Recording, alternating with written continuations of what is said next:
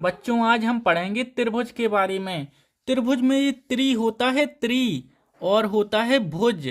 त्रि का मतलब क्या होता है, त्रि का मतलब क्या होता है और भुज का मतलब क्या होता है। सबसे पहले हम यही जानेंगे। त्रि का मतलब होता है तीन। क्या होता है? तीन। और भुज का मतलब होता है भुजा। क्या? भुजा। त्रिभुज का मतलब होता है तीन भुजा से बनने वाली आकृति, अर्थात तीन भुजाओं को एक साथ मिलाने पर जो कुछ बनता है उसे हम क्या कहेंगे? उसे कहेंगे हम त्रिभुज। ये रहा एक हमारा त्रिभुज। एक भुजा ए रही, एक भुजा ए रही और एक भुजा ए रही। ये रही हमारी तीनों भुजाएं, इसलिए हम इसे कहेंगे त्रिभुज। तीन भुजाओं से बनने वाली आकृति को त्रिभुज कहते हैं। तीन भुजाओं से बनने वाली आकृति को त्रिभुज कहते हैं। अब हम जानेंगे समरूप क्या होता है और सर्वांग सम क्या होता है। समरूप का मतलब होता है समान रूप। इसमें लिखा हुआ है सम। सम का क्या मतलब होता है? सम का मतलब होता है समान। क्या? समान। और रूप का मतलब क्या होता है? रूप का मतलब रूप होता है, रूप। समान रूप। समान रूप की आकृति को क्या कहेंगे? समरूप। अर्थात इसकी परिभाषा लिख सकते हैं, दो समान रूपों की आकृति को समरूप कहते हैं।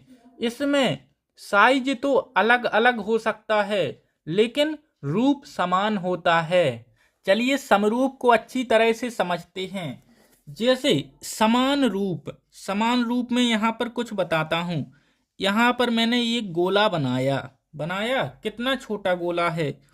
एक तरफ मैं बनाऊंगा एक बड़ा गोला। आकार इनका बड़ा और छोटा है।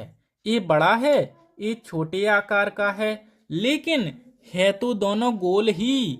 तो हम इसे कहेंगे समरूप। ये क्या है? ये है समरूप। समरूप का चिन्ह होता है इस प्रकार का। ये है समरूप।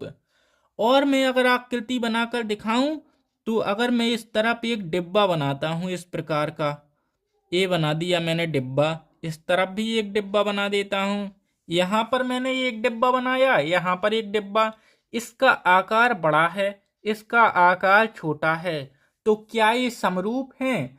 हम कह सकते हैं कि हाँ, ये समरूप हैं, क्योंकि इनका रूप समान है। आकार बड़ा है, बड़ा और छोटा है, लेकिन रूप समान है। तो हम इनके बीच में बनाएंगे एक चिन्ह। ये रहा समरूप का चिन्ह। ये दोनों क्या हैं? समरूप हैं। तो हम यहाँ पर लिख देंगे समरूप। यहाँ पर बनाता हूँ एक त्रिभुज। एक मैंने बना दिया तीन खूंट का त्रिभुज। और एक साइड में बना देता हूँ वृत्त। ये रहा हमारा वृत्त। क्या ये दोनों समरूप हैं? तो हम लिखेंगे ये समरूप नहीं है, इसको काट देंगे। समरूप नहीं। क्या लिखेंगे? समरूप नहीं। अब आप लोग समझ चुके होंगे आखिर समरूप क्या होता है। इनका आकार बड़ा छोटा हो सकता है लेकिन रूप समान होना चाहिए। तो कौन कौन सी चीजें समरूप होती हैं? हम यहाँ पर लिख देंगे क्या क्या समरूप होता है। जैसे वृत्त होते हैं, सभी वृत्त क्या होते हैं? ए वृत्त। और ए वृत्त कौन सा कैसा है? सभी वृत्त हमारे समरूप होते हैं। हम लिखेंगे सभी वृत्त समरूप होते हैं। वृत्त के अलावा और क्या समरूप होता है? जिसकी आकृति समान हो लेकिन आकार अलग अलग हो। और क्या होता है समरूप? और होता है हमारा वर्ग। सभी वर्ग समरूप होते हैं या फिर नहीं? यहाँ पर लिखेंगे सभी वर्ग समरूप होते हैं। सभी समबाहु त्रिभुज समरूप होते हैं। समबाहु का क्या मतलब होता है? समान भुजा। सम का मतलब समान, बाहु का मतलब भुजा। समान भुजा वाले त्रिभुज समरूप होते हैं। बच्चों आप लोगों ने समरूप तो जान लिया, समरूप क्या होता है। अब हम जानेंगे सर्वांग सम क्या होता है। तो सर्वांग सम वे चीजें होती हैं जिनकी आकृति भी समान होती है और आकार भी समान होता है। जैसे अगर मैं आपको दिखाऊं यहाँ पर, जिसकी आकृति भी समान हो और आकार भी समान हो। अब आप लोग बताओ क्या ये सर्वांग सम है? क्या इनकी आकृति और आकार समान है? तो हम कहेंगे हाँ, ये सर्वांग सम है। सर्वांग सम का चिन्ह किस प्रकार का होता है? सर्वांग सम का चिन्ह होता है इस प्रकार का और नीचे बराबर, मतलब ये समरूप भी है और बराबर भी है, समरूप भी है और बराबर भी है, तो हम इसे कहेंगे सर्वांग सम। अगर मैं आपको और बनाकर दिखाऊं तो आप लोग देखिए, यहाँ पर मैं एक वृत्त बनाता हूँ और यहाँ पर भी एक वृत्त बनाता हूँ, तो ये क्या है? ये हैं समरूप भी हैं और सर्वांग सम भी हैं, तो हम इसे कहेंगे सर्वांग सम। जितनी हमारी चीजें सर्वांग सम होती हैं वे सारी की सारी समरूप होती हैं, क्योंकि समरूप की परिभाषा होती है आकृति समान होनी चाहिए और आकार कुछ भी हो सकता है, समान भी हो सकता है और अलग अलग भी हो सकता है। लेकिन सर्वांग सम की परिभाषा होती है आकृति भी समान हो और आकार भी समान हो, तब ये क्या होंगे? सर्वांग सम। और आप लोग समझिए, क्या ये सर्वांग सम है? यहाँ पर एक त्रिभुज बनाता हूँ और यहाँ पर भी एक त्रिभुज बनाता हूँ, क्या ये त्रिभुज सर्वांग सम है? आप लोग बताइए। तो हाँ, ये दोनों त्रिभुज सर्वांग सम हैं, क्योंकि आकृति इनकी समान है।